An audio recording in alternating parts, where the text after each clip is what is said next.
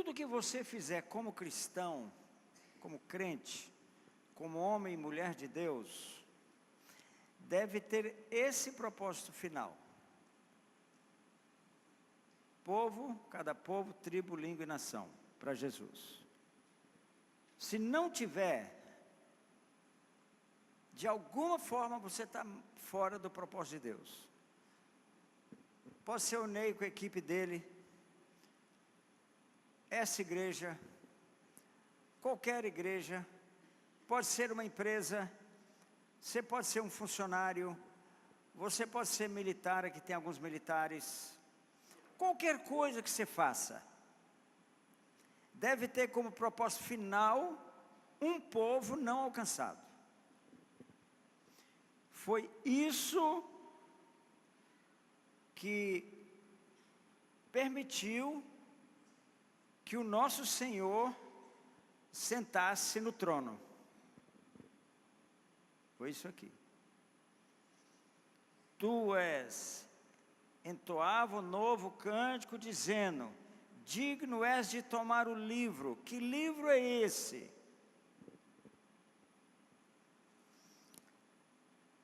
Cada um de nós, e aqui, ele não está ressuscitado. Aqui é antes da ressurreição.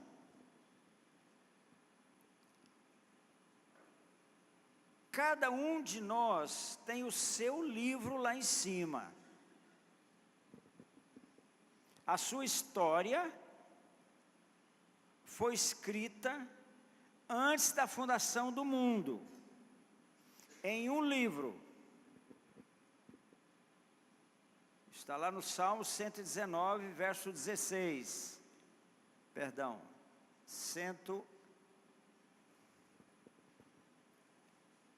Depois eu mostro. 139, lembrei.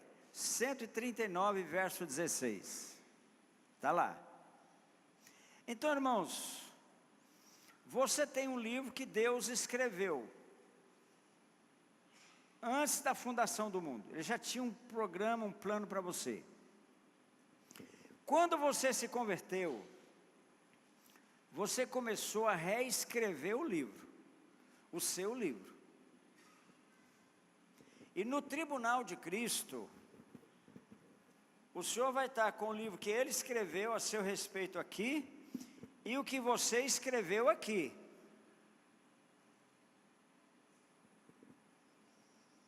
O que importa, de fato, é povos não alcançados. Por quê? Depois eu conto. Mas o que importa é povos não alcançados. Aqui não fala, irmãos, presta atenção, não fala que Jesus ressuscitou morto, que Ele trouxe ensinos tremendos, que Ele curou cegos.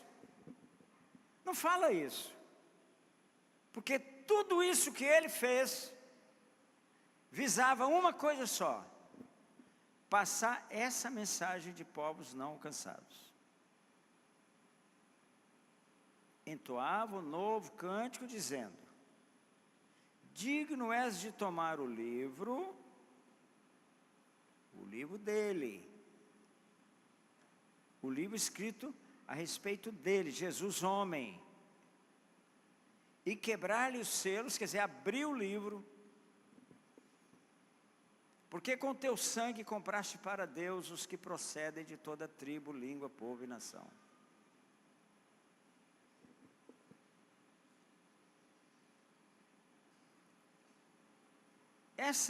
Esse entendimento, irmãos, tem sido a nossa maior luta, de passar esse entendimento para as igrejas.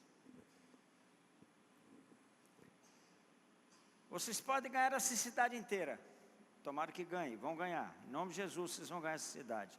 A igreja dessa cidade vai ganhar essa cidade. Mas se vocês não alcançarem povos não alcançados, vocês vão alcançar galardão, mas não herança.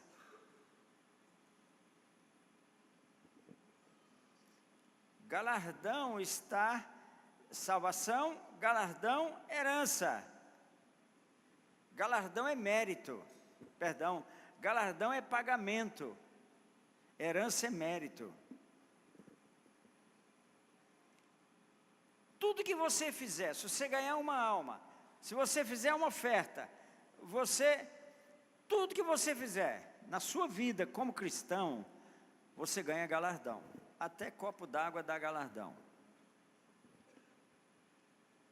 Mas herança não. Herança não. Herança é um merecimento. Herança é um lugar que você alcançou em Deus. Porque você cumpriu a única coisa que Ele mandou fazer, que é: ide, fazer discípulos de todas as nações.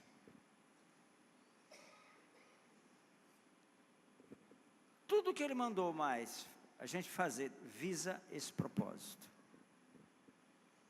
A igreja primitiva não tinha outro propósito. Não tinha. Por isso, você não vê Paulo, por exemplo, irmãos. Paulo teve um ministério de mais ou menos 40 anos. Lá mais para a segunda fase do ministério dele, mais para o final, Paulo tinha cerca de 300 missionários, indo pelo mundo inteiro, em cada povo, tribo, língua e nação, somente Paulo. E você não vê Paulo falar que está faltando dinheiro. Mas eles tinham que viajar, eles tinham que comer.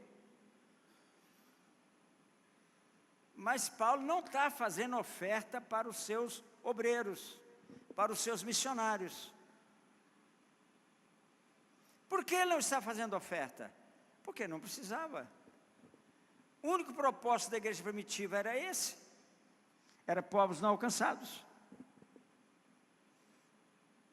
Então todo o dinheiro era conduzido naquela direção. De povos não alcançados. Dentro de um mês, primeiro domingo de outubro, nós vamos fazer a oferta de resgate para as nações. Faça a sua oferta. No dia 8, não é? 8 de outubro. Faça a sua oferta. Entendeu?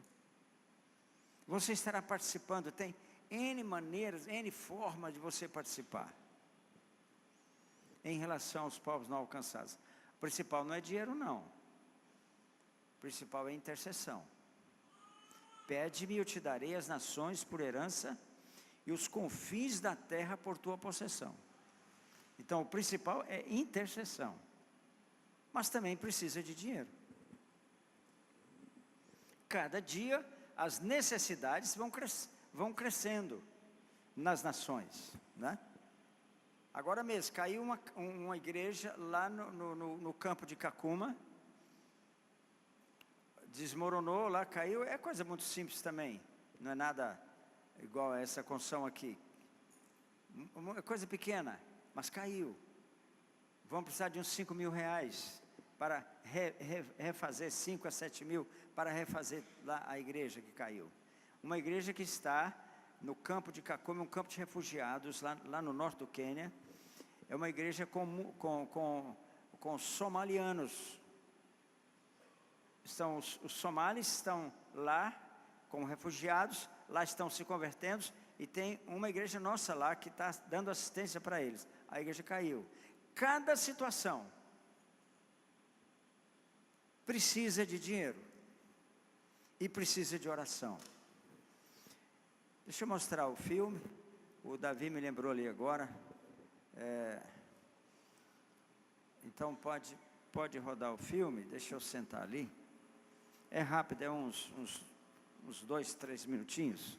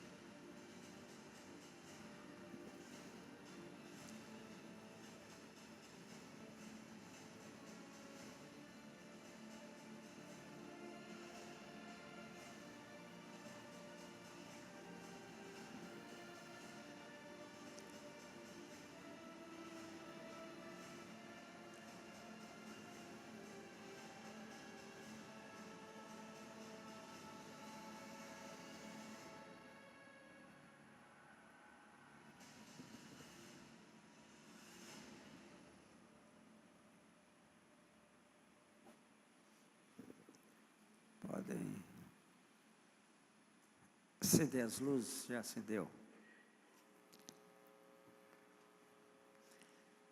Essa igreja, irmãos, aqui, está muito envolvida. Não dá para apagar ali não, hein? Só os holofotes ali, tem não? Atrapalha muito a filmagem? Se atrapalhar, pode deixar.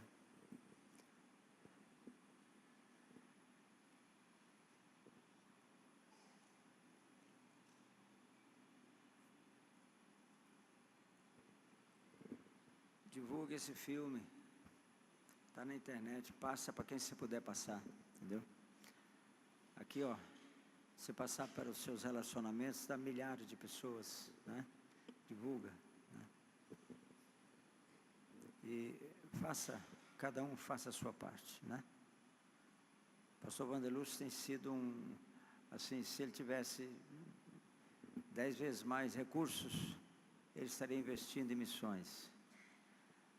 A gente tem que estar segurando ele, que ele quer investir cada vez mais, né? Mas a igreja brasileira precisa despertar, né, para isso. Vamos continuar então agora o estudo da manhã, de ontem e de hoje de manhã. Vou ler uma frase aqui que eu coloquei.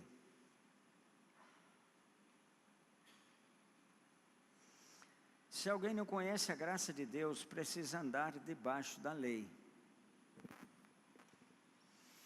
Como conhecer então a graça de Deus? Abra comigo para Isaías 62.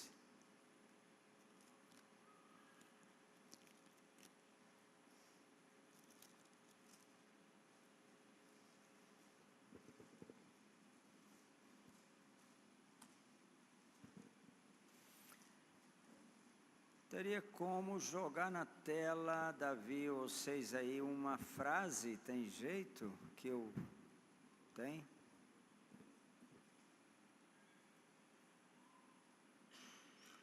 Isaías 62, 6.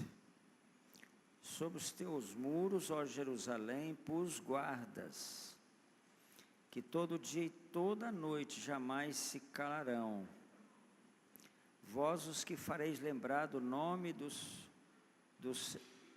lembrado o Senhor, não descanseis, nem deis a ele descanso, até que restabeleça Jerusalém e a ponha por objeto de louvor na terra. Esse processo da busca da graça de Deus, porque você não tem escolha, ou você caminha debaixo da lei, ou você caminha debaixo da graça de Deus. Não tem uma terceira opção. Esse texto aqui de Isaías, irmãos, tem sido o nosso moto, a nossa alavanca, a nossa catapulta, que está nos empurrando para frente, né? Não é, ele está dizendo para não descanse, não deis a ele descanso, até que ele faça, até que ele desça, né? Pus aqui, ó, sobre teus muros pus guardas, que todo dia e toda noite jamais se calarão. Estamos vivendo um momento que não podemos nos calar. Eu estava lendo hoje de manhã no site, não sei, da UOL ou da Veja.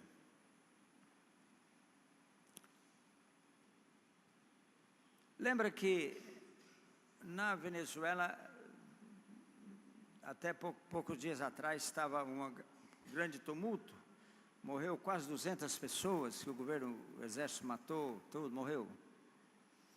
Mas agora silenciou tudo.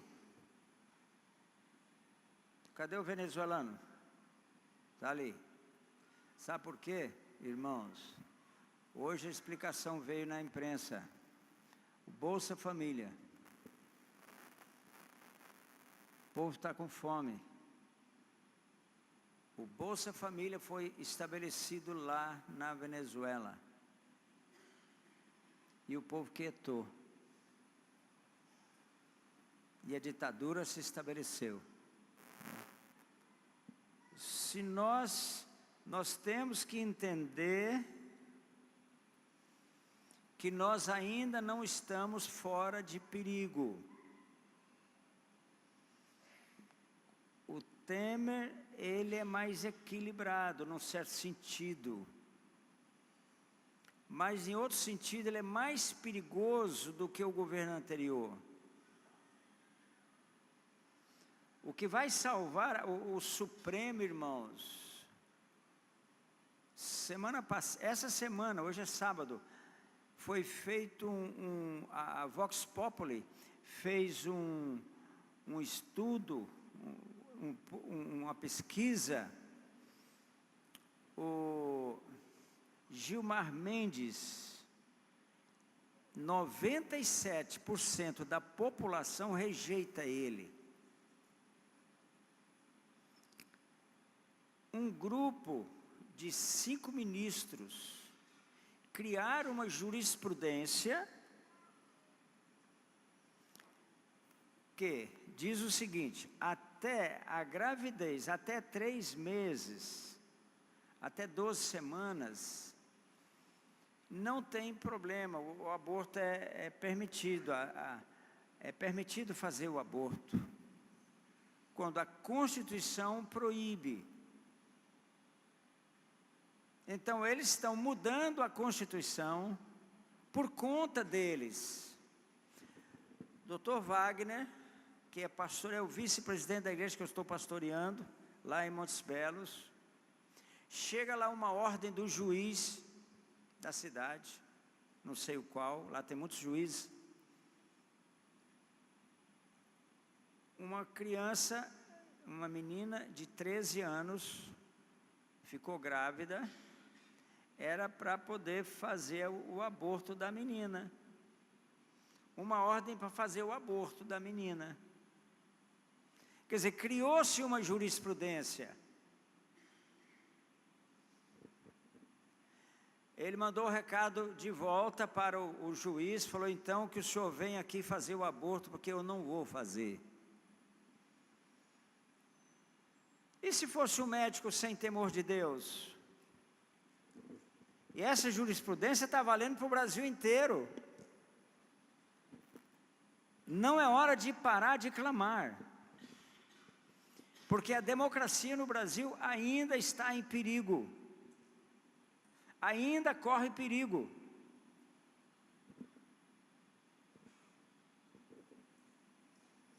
Outro texto que eu quero mostrar para vocês antes de projetar ali,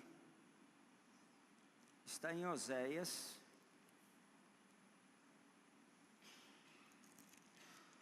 Daniel, Oséias, capítulo 10, versículo 12. Então eu disse: semeai para vós outros em justiça, ceifai segundo a misericórdia, arai o campo de lavoura, porque é tempo de buscar ao Senhor, até que Ele venha e chova a justiça sobre vós. Aqui está o clamor de Oséias por justiça. E Oséias é o livro que nos ensina sobre a chuva serôdia. Então, irmãos, vejam bem, a justiça, ela, abram para Salmo 97.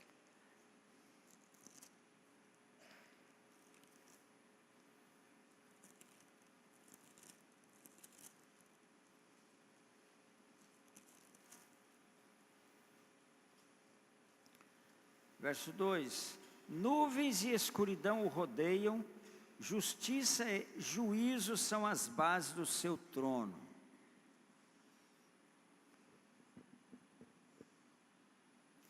Então Davi joga lá, quem está escrevendo, bem grande a palavra justiça.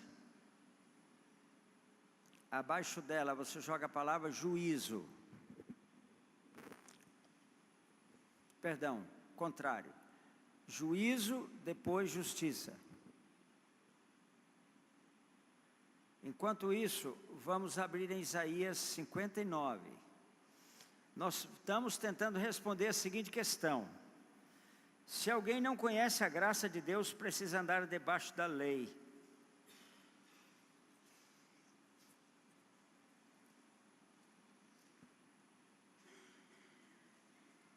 Isaías 59.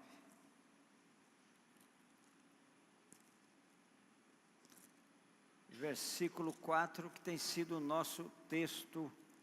Esse capítulo, irmãos, tem sido o capítulo principal da Bíblia para nós, lá na MCM, nos últimos tempos. Nos últimos dois anos e meio. Verso 4.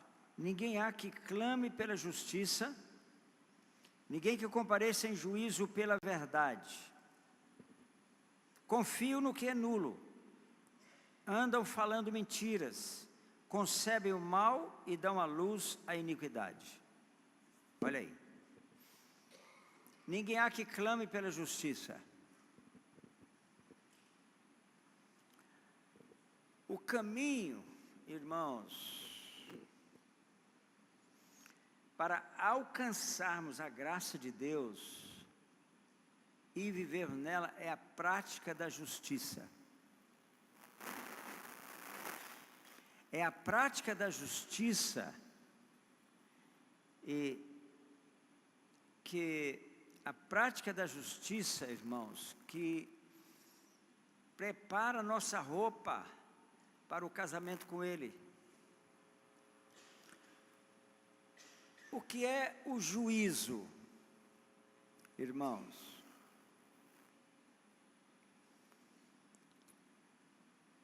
Juízo eu vou dar um exemplo prático. É a Polícia Federal investigando investigando um desses que não se contenta em roubar 20 milhões. Eles roubam logo 50, 100, 200 milhões. A Polícia Federal está investigando. Então, ela vai estabelecer uma proposta, uma acusação, uma proposta. Ela demonstrou que o Zé Dirceu roubou tanto, que o Lula roubou tanto, que fulano roubou tanto. Ela provou isso. Ela passa, então nós estamos no processo do juízo. O juízo é o momento em que o crime está sendo investigado.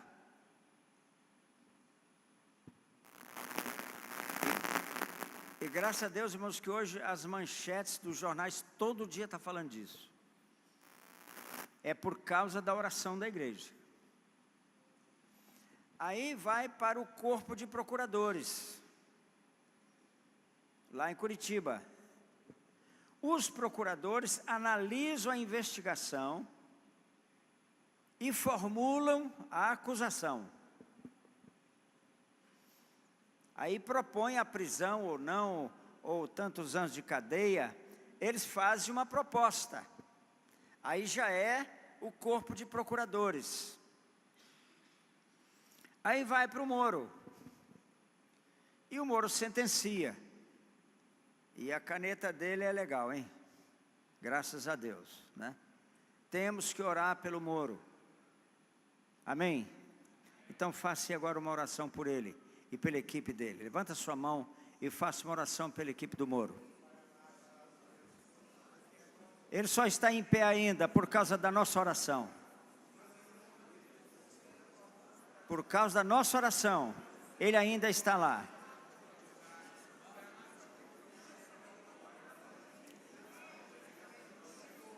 Sim, Pai.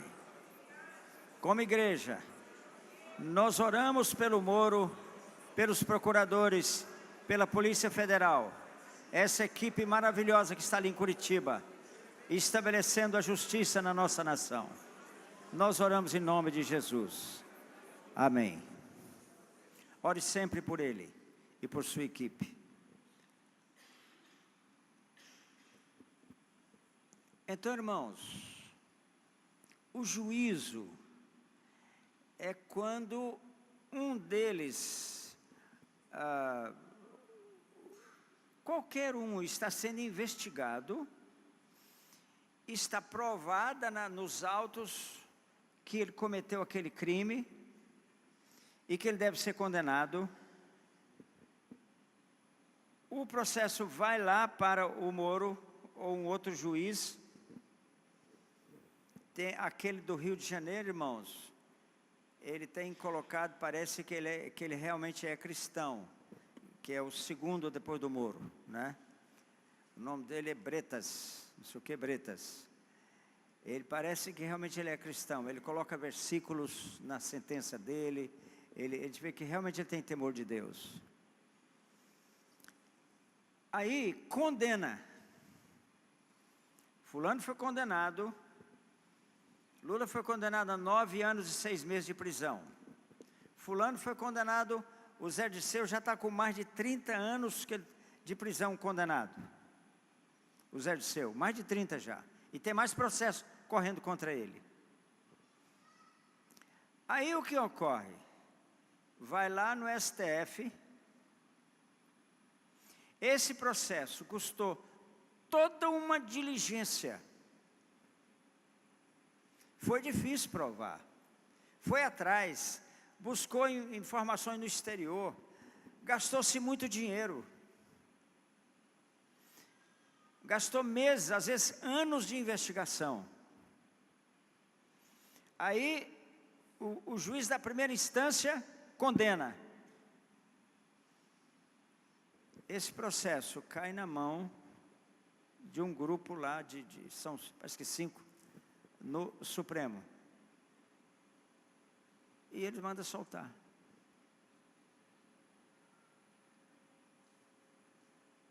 Agora mesmo, uma juíza, essa semana, uma juíza da primeira instância, juíza federal, lá em São Paulo, condenou um traficante que foi preso com mais de 50 quilos de cocaína.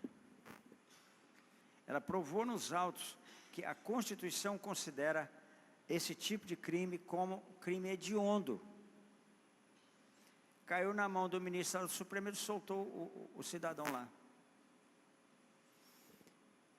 Aí é que precisa entrar a nossa proteção, para que a justiça se estabeleça. Ninguém há que clame pela justiça.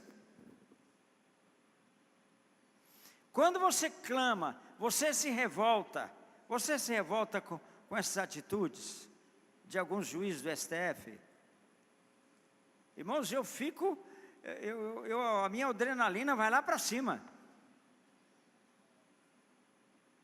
Aí eu oro. E eu faço alguma coisa. Você pode fazer alguma coisa. Você tem Facebook, você tem acesso às redes sociais. Vai lá. Soma. Faça o que você precisa fazer. Ninguém, olha aqui, ó, que compareça em juízo pela verdade. Então vamos comparecer em juízo. Nós temos o dever de fazer isso. Isso não é política não, irmãos. Está muito acima disso. Isso é uma atitude obedecendo a palavra de Deus. Ninguém há que clame pela justiça. Nós estamos clamando por justiça já tem alguns anos na MCM. Os que estão lá mais próximos sabem disso. Anteontem, hoje é dia 2. Hoje é dia 2. Na quinta-feira, na sexta-feira, na quinta-feira, foi aniversário de Trindade. E lá é um centro grande de distribuição de drogas, muitos crimes. Nós fomos para a tenda e ficamos cerca de 10 horas orando sem parar, para que Trindade fosse liberto da droga, para que os crimes cessassem, porque é uma grande injustiça. Os jovens de em torno de 15 a 20 anos são os que mais morrem por causa da droga. Não são os grandes, eles não morrem, mas os jovens morrem. Nós ficamos lá umas 10 horas, pelo menos, clamando a Deus por justiça. Ninguém há que clame pela justiça. Então esse clamor por justiça, irmãos, por quê? Se não houver justiça, quer dizer, o criminoso não pagar pelo crime dele, o crime não vai terminar, irmãos. No Brasil, vai não. Os traficantes brasileiros estão batendo palmas pelo que o Marco Aurélio Mello fez agora. Ele, com a sua caneta, ele liberou o tráfico no Brasil. Pode traficar, que o Marco Aurélio solta a gente.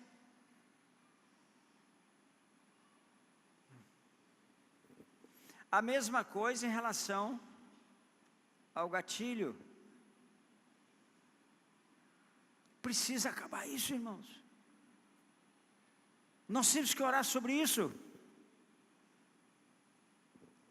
Uma senhora aqui em Goiânia, que a gente conheceu, pessoa muito amiga da pastora Eleusa, nossa lá, parece que até parente dela. Chega no mercado, faz uma comprinha lá, sai. Tinha 2 motoqueiros na porta. Me dá a bolsa. Ela deu, irmãos. Deu um tiro nela e foram embora com a bolsa e deixou ela morta. Está muito fácil de puxar o gatilho. Nós somos responsáveis por isso, porque nós não temos clamado por justiça em nossa nação. Nós não temos praticado a justiça.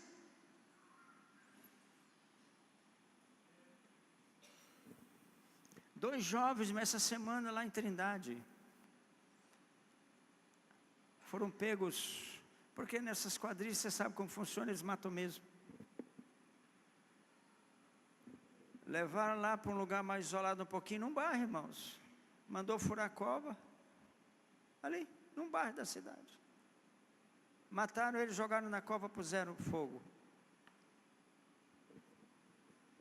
2 jovens.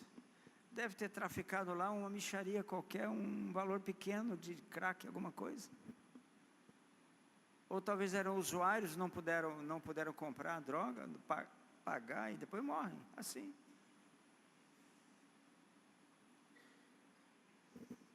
Nós somos culpados.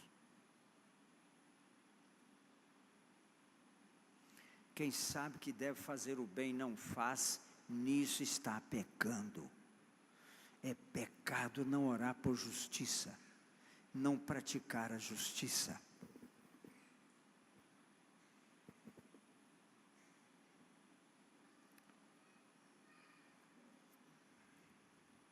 Se confessarmos nossos pecados, Ele é fiel e justo para nos perdoar os pecados e nos purificar de toda injustiça. Toda injustiça. Como se alcança a graça de Deus?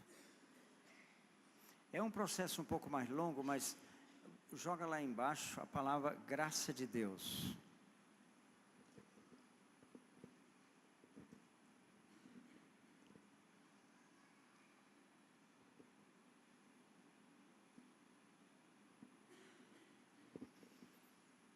A graça de Deus, eu estou resumindo isso aí para deixar bem claro esse ponto.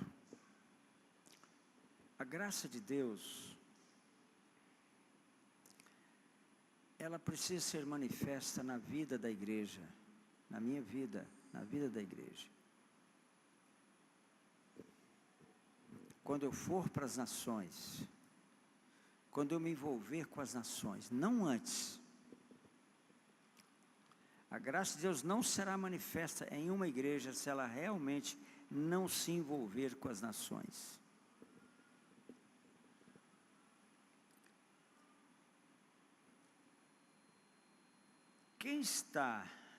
Quem não pratica isso aí,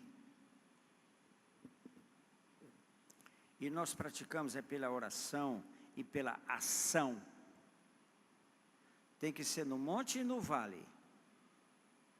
Não é só no monte, é também no vale. Você pode fazer alguma coisa? Sim.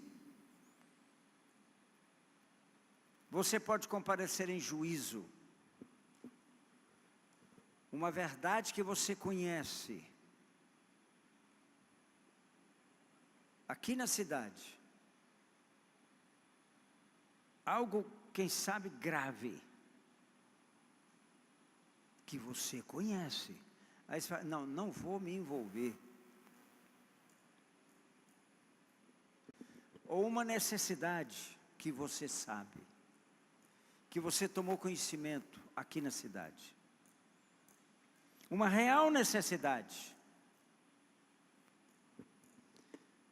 Pois você precisa participar.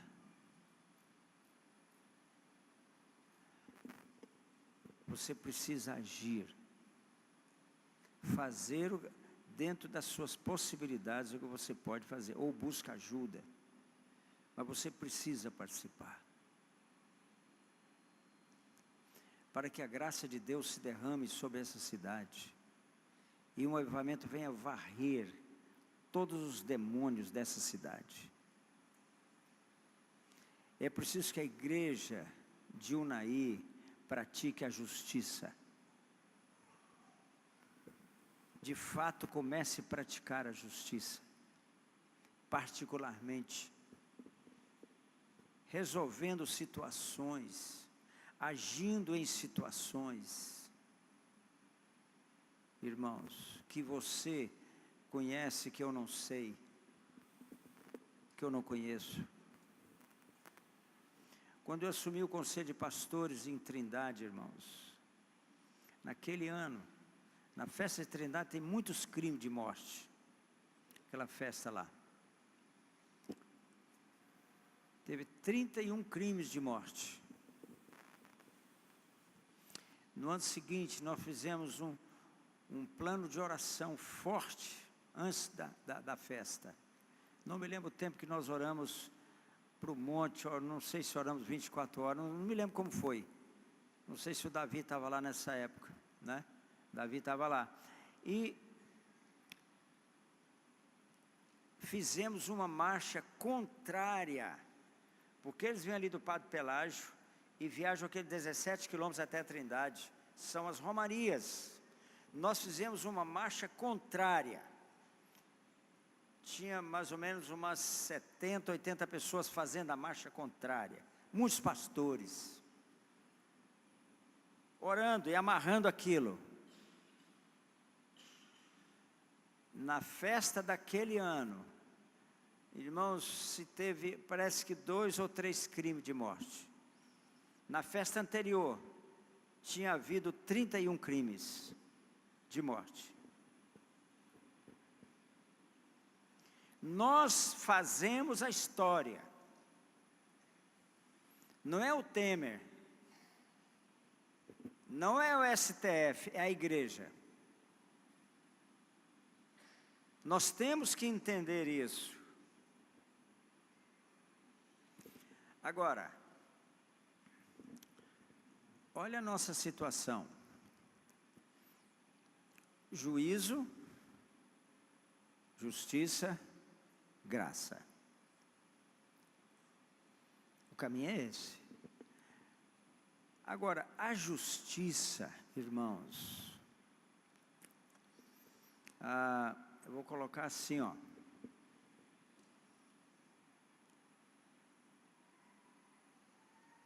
A lei de Moisés, ela mostra como estabelecer a justiça de Deus, a lei de Moisés. Agora, a lei dos homens, que é a lei que prevalece no Brasil, não é a lei de Deus, não é a lei de Moisés, é a lei dos homens.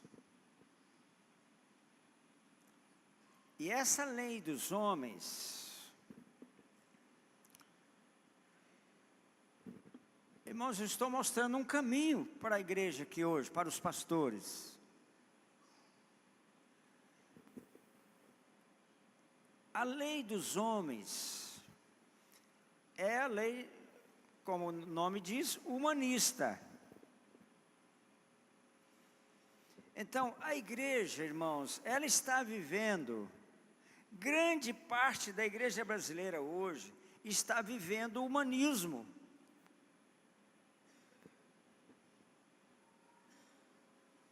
Por exemplo, esse livro aqui trata do pós-milenismo. É totalmente humanista o pós-milenismo. É uma teologia humanista que leva a igreja para extremos, para as heresias. O pós-milenismo faz isso. Outra coisa, dinheiro.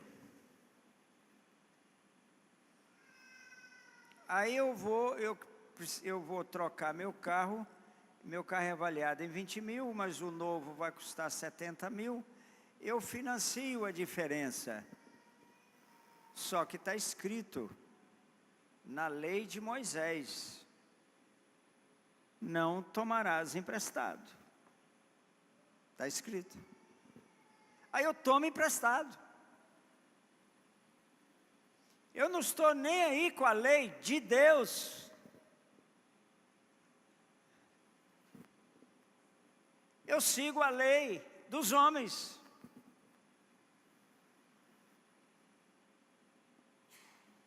Por isso a igreja está entrando tantas heresias na igreja hoje.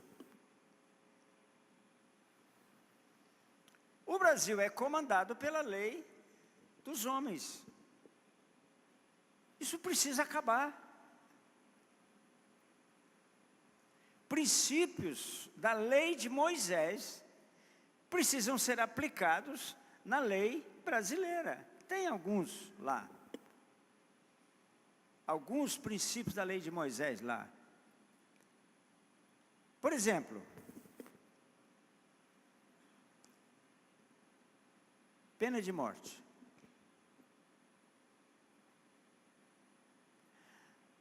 Quando Acã,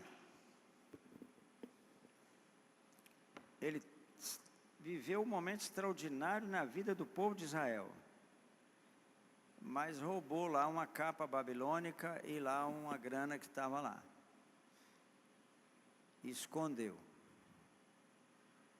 Você conhece a história? O povo foi derrotado. O povo de Deus foi derrotado. Diante de um exército muito inferior, o povo foi derrotado. Aí Deus revela, porque ele não confessou, Deus revelou a Josué, e ele foi apedrejado pelo povo. O povo viu aquilo e participou. A pena de morte, ela está em toda a Bíblia. Eu disse toda a Bíblia.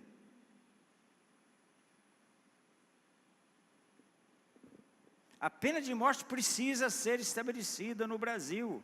É a lei de Moisés, é a lei de Deus. Isso traz temor ao criminoso e aqueles que eventualmente queriam praticar o mesmo crime. Olha aqui, ó. Pega uns 10 desses que estão aí usando, como é que faz assim, põe aqui na tornozeleira, né? Pega uns 10 aí desses principais com tornozeleira. Pega uma corrente mais fina um pouco e emenda cada um deles nessa corrente. E põe eles para varrer rua.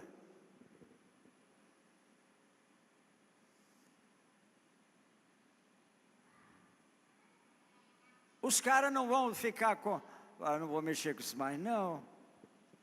Sim ou não? Sim ou não, irmãos?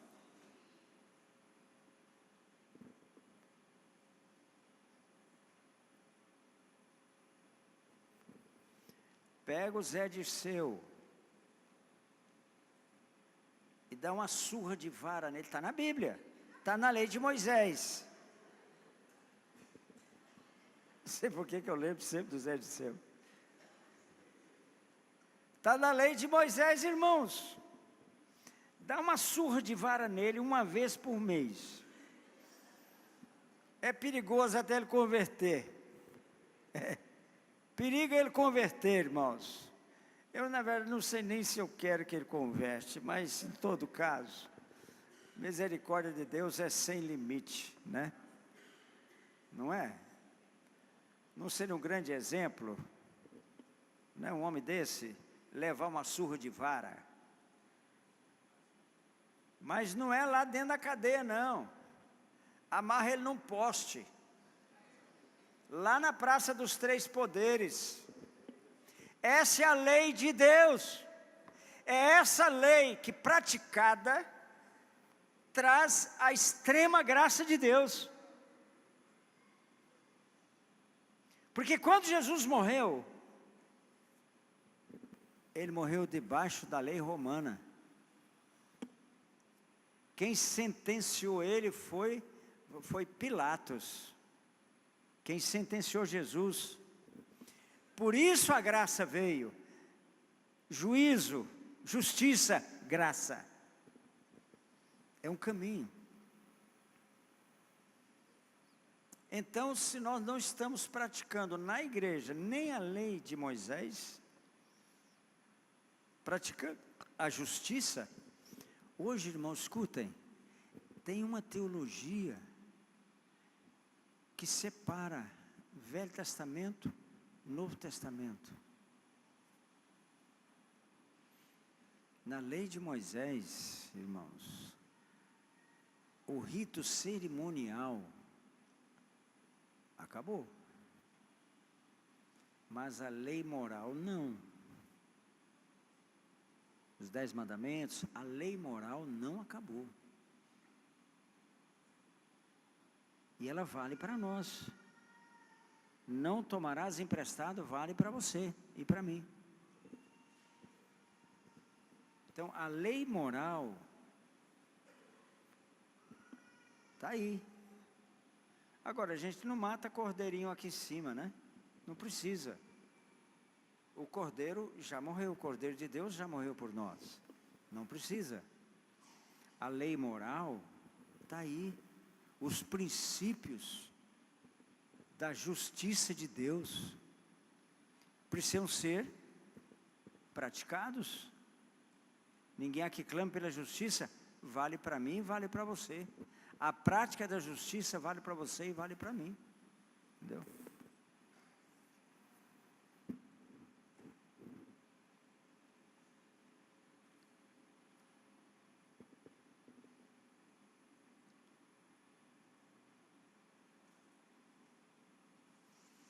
Quando, é 1 João 1,9,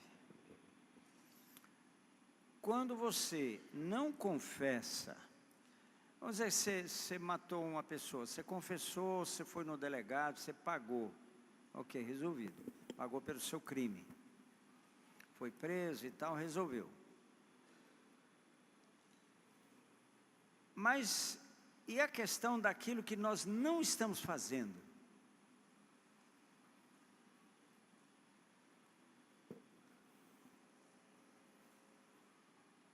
Aí é que está o ponto. Nós não estamos fazendo o que Ele mandou fazer. Orai sem cessar. Bom, isso é uma ordem. Sim ou não? O que eu vou fazer com essa ordem? É o mandamento.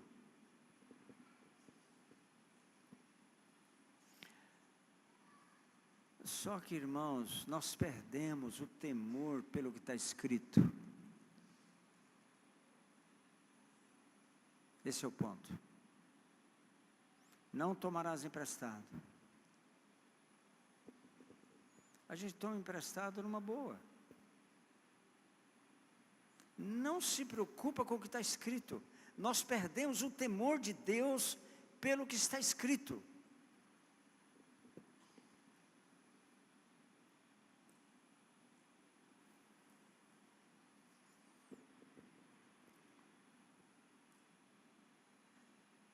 E como nós perdemos o temor de Deus,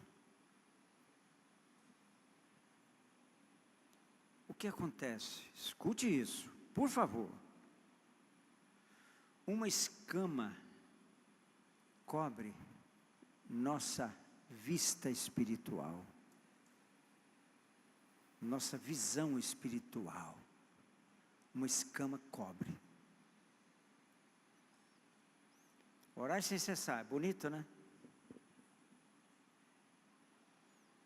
Mas isso não fala comigo.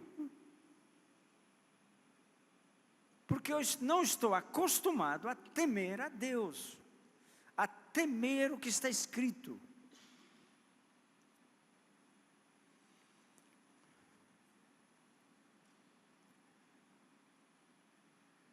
Agora há pouco,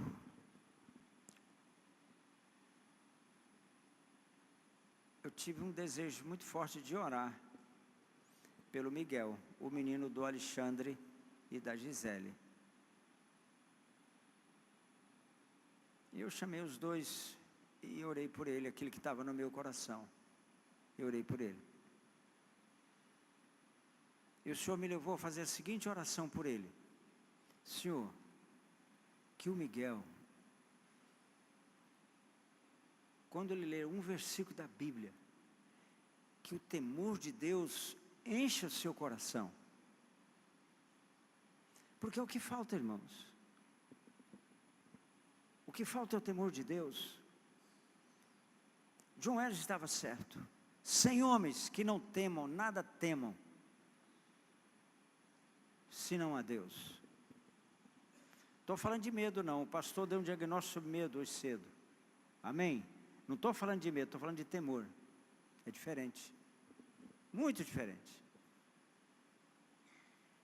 Medo quem traz é o diabo no nosso coração, e ele é especialista nisso. Temor é Deus que traz. Mas nós perdemos o temor de Deus. Poucos meses atrás, esse ano, faz uns 3, 4 meses, um pastor desses aí, herético, ele foi pregar sobre a samaritana. Jesus falou assim: eu tenho uma água para te dar. Sabe o que ele falou? que Jesus está oferecendo para ela o seu sêmen.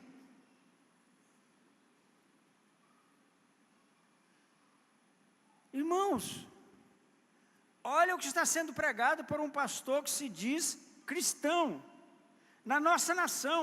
Isso tem que acabar no Brasil, irmãos. Nós temos que confessar nosso pecado, nos purificar de toda injustiça. Quem não confessa não está purificado da injustiça. Nós precisamos pedir perdão a Deus pelas injustiças que estão praticando.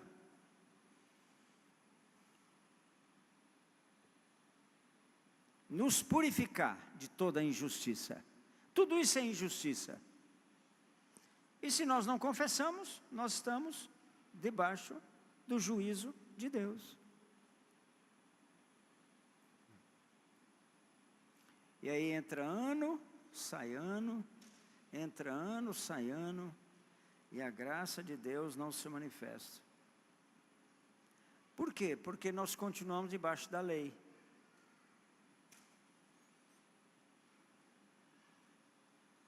Se fosse somente da lei de Moisés, estava bom. Mas a gente continua debaixo da lei dos homens. E temos que sim cumprir a lei. Mas nos revoltar contra a injustiça que os homens estão praticando. É porque nós...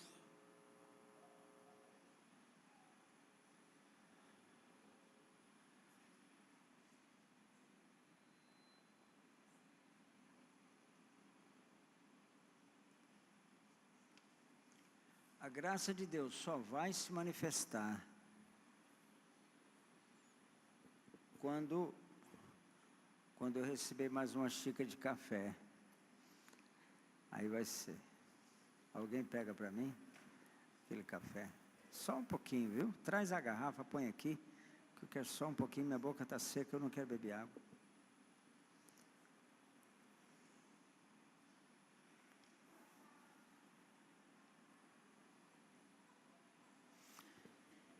Eu disse, irmãos, para os pastores ali agora há pouco, que os judeus precisam governar o Brasil. Por quê? Porque os judeus estão debaixo da lei de Moisés.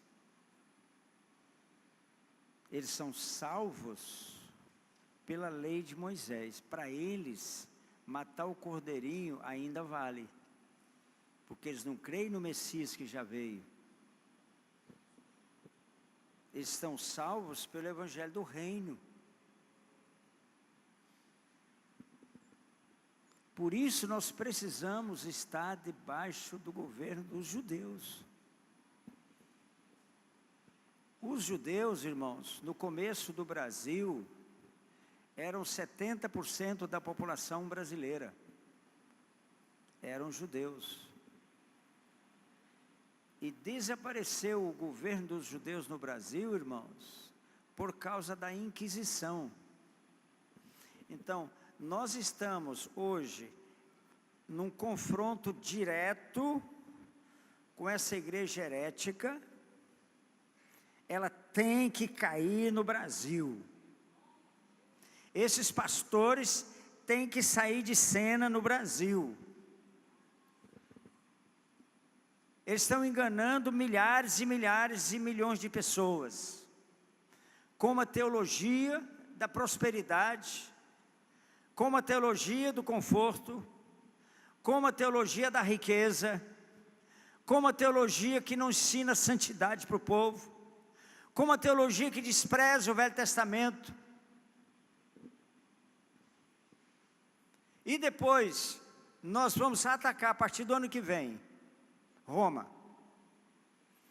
Um confronto com Roma vai chegar e está perto. É agora. Um confronto com Roma começa no ano que vem.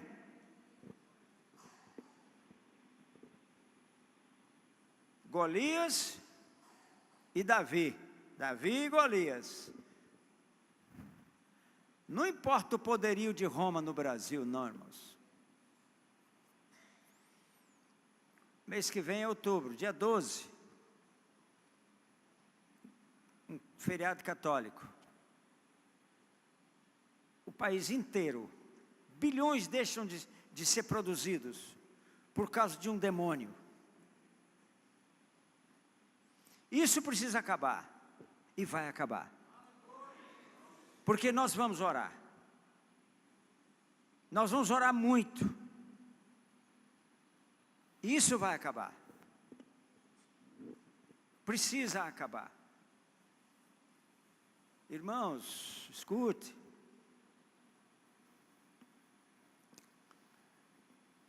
A primeira Constituição brasileira, irmãos, foi feita no século XVI, por um homem de Deus chamado Daniel de la Touche, lá em São Luís do Maranhão, baseada nos 10 mandamentos. Eu tenho a cópia dela. Baseada nos 10 mandamentos. A primeira Constituição brasileira. Isso vai voltar, precisa voltar. E vai voltar, porque a igreja vai orar. Nós não vamos parar, nós não vamos desistir.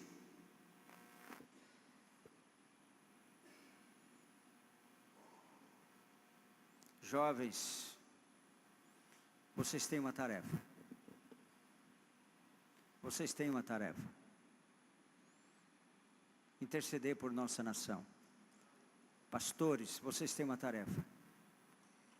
Interceder pela santificação da nossa nação. Quando o juízo for estabelecido, inclusive no STF, Presidência da República, e já está acontecendo, irmãos, Congresso Nacional, empresários, banqueiros, banqueiro brasileiro é o mais ganancioso que tem. Hoje, se você comprar alguma coisa com cartão, você já está pagando 5%, se você usa o cartão. Se você dá uma oferta aqui no cartão, 5% já fica lá para a provedora do cartão. Entendeu? Para que tanta ganância? É hora de terminar com isso. E o governo dos judeus precisa ser restabelecido no Brasil. O governo da igreja, olha isso, é aqui, ó, nas regiões celestes. O governo dos judeus é aqui embaixo, para aplicar a lei de Moisés, os princípios da lei de Moisés, aqui embaixo. O governo dos judeus, a igreja é aqui. Deles poder e autoridade sobre todos os demônios. O papel da igreja é governar sobre demônios. E é claro que Deus vai colocar também homens de Deus, mulher de Deus, aqui. Caratinga, Minas Gerais. O vice-prefeito hoje de Caratinga é meu filho espiritual, homem de Deus, é médico também, Dr. Giovanni, pastor também. Quer dizer, Caratinga não tem corrupção na prefeitura, lá tem um homem de Deus. Ele só permitiu ser candidato com a minha bênção, e ele foi eleito, apoiou o candidato a prefeito, foi eleito, ocupa um dos cargos mais importantes na prefeitura. Ele não quis, não pediu, ele foi desafiado a ir lá, ele falou comigo. Situações assim vão acontecer e já está acontecendo pelo Brasil afora. Onde a luz está brilhando, luz mesmo. Não estou falando daquele político profissional, daquele pastor político profissional, que dá o microfone para o candidato que não é crente.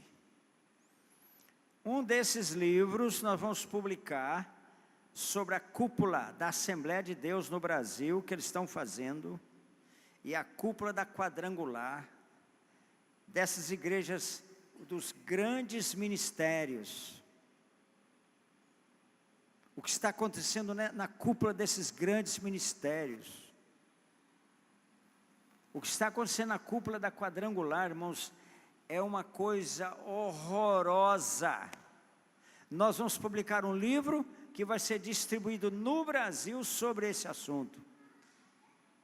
E vai custar R$3. Irmãos, eu preciso que vocês divulguem isso aqui, ó. Somente R$3. Que vocês divulguem.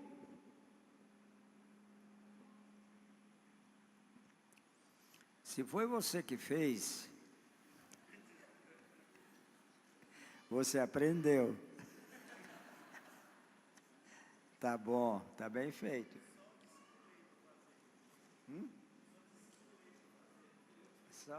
Então, lá em casa, irmãos, eu gosto de fazer café, sabia? Eu faço café de manhã, eu levanto antes da Lili. E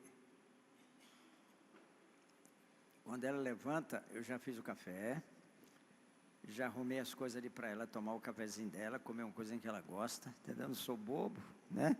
Entendeu?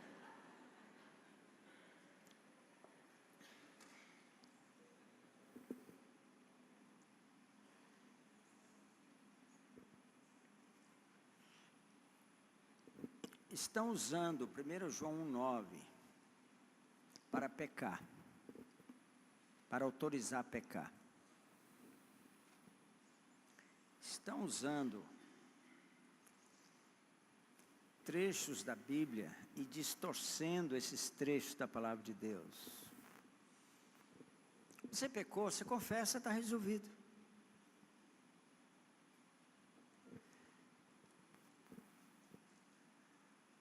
Esses que fazem isso, irmãos, eu creio e torço para que todos vão parar no inferno.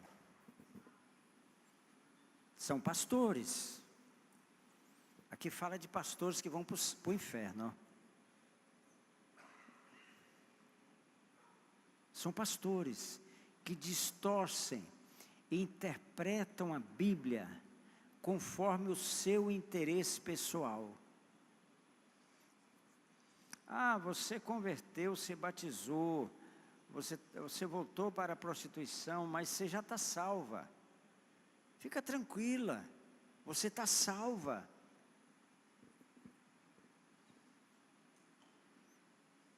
Como se eles fossem deuses, que estão decidindo o que a Bíblia diz e o que a Bíblia não diz. E para eles a Bíblia diz o que eles querem que a Bíblia diga. Só que aqui Jesus falou, vai e não peques mais. E fala da justiça.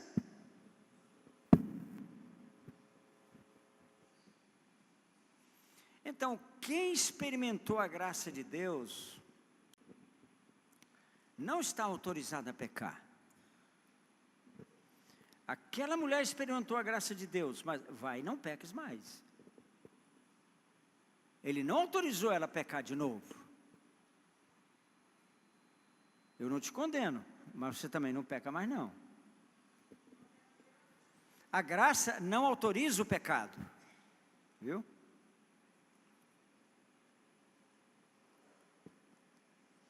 Então, essa teologia, irmãos, ela tem que ser combatida. É por isso, irmãos, se for preciso, eu vendo meu carro para publicar esses livros. Porque nós precisamos publicar esses livros, desenvolver todo o Brasil. O UNAI, esse livro precisa ser denunciado, precisa ser, conhecido de todos os pastores, de toda a igreja de UNAI.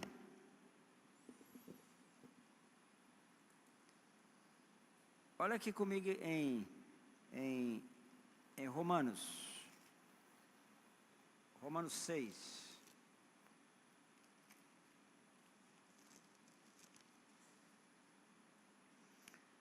Que diremos, pois, verso 1: permaneceremos no pecado para que seja a graça mais abundante? De modo nenhum. Como viveremos ainda no pecado, nós que para ele morremos? A Bíblia não autoriza, a graça não autoriza pecar.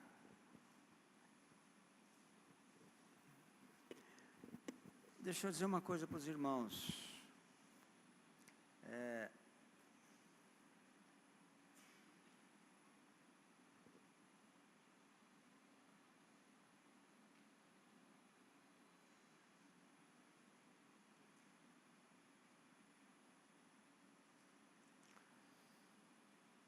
Irmãos, para que você conheça a graça de Deus, você tem que morrer. Se o grão de trigo cair na terra não morrer, fica ele só. Se você não morrer, você não vai de fato conhecer a graça de Deus. Você pode até estar salvo. Porque quem é salvo, ele tem o Espírito Santo. Está aqui em 1 Coríntios 3, Paulo fala: o Espírito Santo habita em nós, que experimentamos o novo nascimento. Mas ele só habita, ele está lá. Você ainda não foi batizado.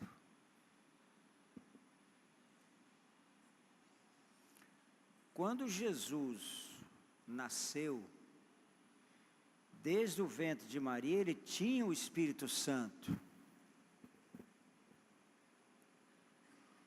Mas ele não tinha sido batizado.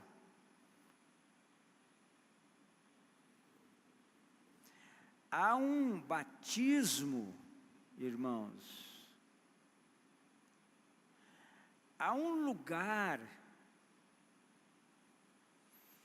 onde você vai além. Onde o fardo não é pesado. Onde não pecar não é um esforço pessoal. Você simplesmente se nega a pecar, você não tem dificuldade de pecar.